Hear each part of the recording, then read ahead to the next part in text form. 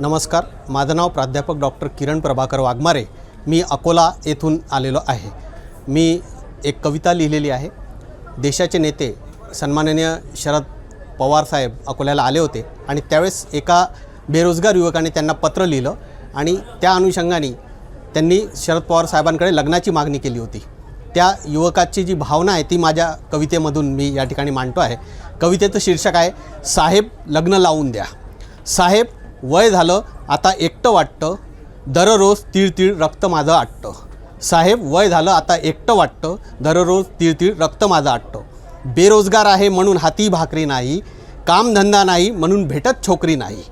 काय करावं मला आता काहीच कळत नाही, बेकाबू झालं मन माझं कुठेच आता वळत नाही। एकटा जीव सदाशिव, एकटा जीव सदाशिव म्हणणं सोपं आहे, मी रोज भोगतो ते माझं मलाच माहीत आहे। तुम्ही म्हणे खरे जाणते राजे आहात, तुम्ही म्हणे खरे जाणते राजे आहात, व्यथा माझी जरा थोडी थांबून पहा।